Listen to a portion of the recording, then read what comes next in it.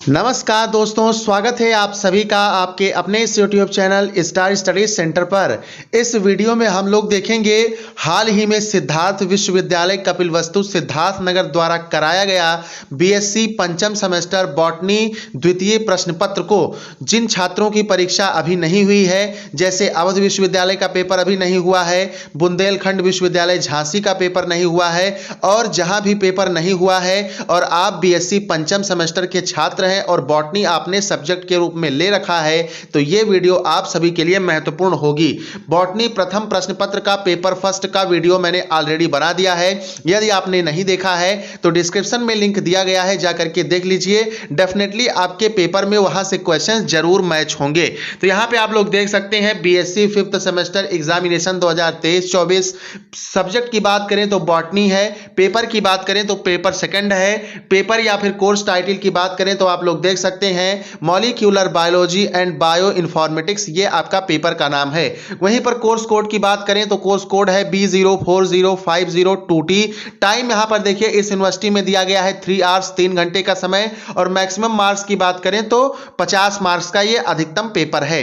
जबकि कुछ यूनिवर्सिटी में यहां पे 75 मार्क्स का पेपर कराया जा रहा है और समय जो है यहां पे लगभग 2 घंटे का दिया जा रहा है और कहीं कहीं 3 घंटे का भी समय दिया जा रहा है। तो साथियों यहां पे मार्क्स का कोई लेना देना नहीं है। यहां पे इस विश्वविद्यालय में जो पैटर्न था वो देखिए दिया है ऑल क्वेश्चंस आर कंपलसरी। दूसरा दिया है answer each part of the first question first in 100 words and answer the rest of the questions in 800 words. जो पहला प्रश्न दिया गया है उसका ABCD जितना भी पार्ट है सबका उत्तर आपको 100 शब्दों में करना था, और बाकी जितने क्वेश्चन बचते हैं उनका जो है आपको 800 शब्दों में करना था। All questions carry equal marks, यहां पे हिंदी में भी लिखा है, जो छात्र पढ़ना चाहें पढ़ सकते हैं। तो मैं कह रहा था यहां पे यहां पे आपका समय का महत्व तो नहीं रह जाता है। 2 घंटे का पेपर हो, 3 घंटे का पेपर हो, लेकिन हर पेपर में जिस विश्वविद्यालय में पेपर हो रहा है वहां पे 3 तरह के क्वेश्चंस पूछे जा रहे हैं। पहले प्रकार का प्रश्न है वेरी शॉर्ट टाइप क्वेश्चन,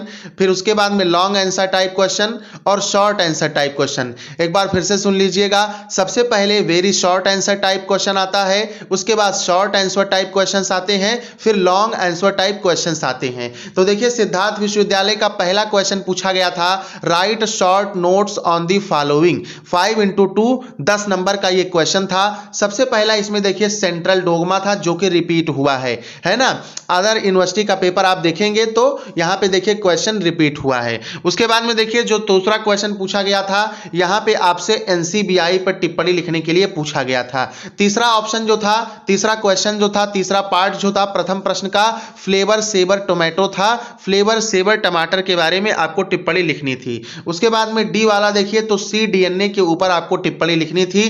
कितने शब्दों में? मात्र 100 शब्दों में cDNA पे आपको टिप्पणी लिखनी थी। उसी तरह से देखिए इंडस्ट्रियल एंजाइम्स के अंतर्गत प्रोटीएज आपका दिया गया था, इस पर भी आपको 100 शब्दों में टिप्पणी लिखनी थी। साथियों एक बात ध्यान दीजिएगा, यहां पे प्रोटीएज दिया गया है, आप लोग एस्परजिलेज तैयार कर लीजिएगा और लाइपेज भी तैयार कर लीजिएगा, उस पर भी टिप्पणी पूछी जा सकती है। आइए बात करते हैं सेकंड क्वेश्चन की। तो सेकंड क्वेश्चन यहां पर देखिए पूछा गया, illustrate the structure of DNA, illustrate the structure of DNA, how many types there are. DNA की संरचना का वर्णन करिए, ये कितने प्रकार की होती है। साथियों आपने फर्स्ट सेमेस्टर में टाइप्स ऑफ DNA पढ़ा था और फिफ्थ सेमेस्टर में देखिए 10 नंबर का पूरा क्वेश्चन यहां पे पूछा गया है। बहुत ही आसान सा प्रश्न है। या फिर अथवा करके यहां पर देखिए प्रश्न दिया गया है, describe replication of DNA in prokaryotes with suitable diagram.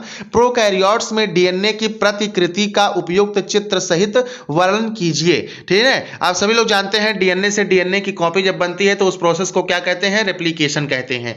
देखिए तीसरा प्रश्न यहां पे पूछा गया, describe various types of RNA, RNA के विभिन्न प्रकारों का वर्णन करिए। 10 नंबर का क्वेश्चन पूछा गया। अथवा इसमें देखिए शॉर्ट नोट लिखने के लिए दिया गया, कमेंट करने के लिए दिया गया, कमेंट ऑन दी फॉलोइंग। पहले कहा गया PCR पर टिप्पणी लिखिए और बी ऑप्शन में कहा गया B टीटी कॉटन पर टिप्पणी करिए। तो आप सभी को एक सुझाव है, जब इस प्रकार से क्वेश्चन आए तो आप कोशिश करिए जिसमें 2 पार्ट रहे उसको सॉल्व करिए, क्योंकि आप ज्यादा यहां पे आपको लिखने का मौका मिल पाएगा। चलिए आते हैं चौथे क्वेश्चन पर। चौथा क्वेश्चन देखिए साथियों, यहां पर पूछा गया explain southern blotting technique, describe its significance. Southern blotting तकनीक को समझाइए, इसके महत्व का वर्णन कीजिए। अब यहां पे इस यूनिवर्सिटी में साउदर्न ब्लॉटिंग पूछा है, आपके विश्वविद्यालय में वेस्टर्न ब्लॉटिंग पूछा जा सकता है, आपके विश्वविद्यालय में नॉर्दर्न ब्लॉटिंग पूछा जा सकता है। तो इन तीनों को अच्छे तरह से तैयार रखिएगा। Monoclonal antibodies and hybridoma technology याद रखिएगा, डीएनए फिंगरप्रिंटिंग तैयार रखिएगा।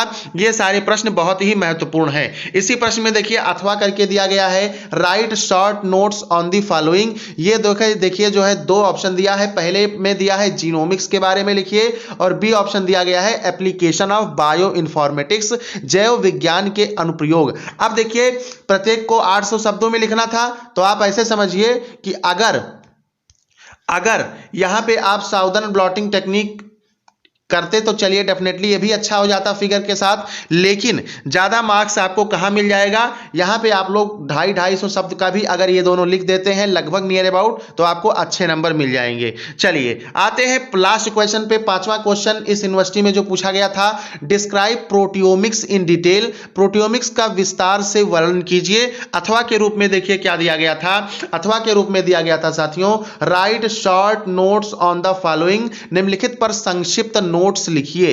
पहला देखिए बायोलॉजिकल डाटाबेस, जो कि 3 तरह के होते हैं, सभी लोग जानते हैं, प्राइमरी, सेकेंडरी, कंपोजिट या फिर इसी को स्पेशलाइज्ड कहते हैं। इसी के अंतर्गत जो है प्राइमरी डाटा के अंतर्गत एग्जांपल जो आते हैं, है ना, जेन बैंक, ईएमबीएल, डीडीबीजे, ये सारी चीजें। कंपोजिट डाटा के अंदर क्या आता है भाई, और उसी तरह से सेकेंडरी डाटाबेस के अंतर्गत क्या आता है। तो ये सारी बातों को आपको लिखना था, आपका एक अच्छा खासा नोट तैयार हो जाएगा। चलिए बी ऑप्शन देख लीजिए, मेथड्स ऑफ अलाइनमेंट। अलाइनमेंट संरेखण की विधियां, किन किन विधियों से हम संरेखण कर सकते हैं, अलाइनमेंट कर सकते हैं, इस पर आपको टिप्पणी लिखनी थी। तो चूंकि मैं यहां पे सिर्फ और सिर्फ क्वेश्चन लेकर के आया हूं, क्वेश्चन पेपर डिस्क्राइब किया हूं, अगर आप इसका आंसर भी चाहते हैं बिल्कुल बढ़िया तरीके से, तो आपको कमेंट करना होगा, कहां, कमेंट बॉक्स में। चलिए मिलते हैं नेक्स्ट पेपर के साथ। जय हिंद, जय भारत, वंदे मातरम।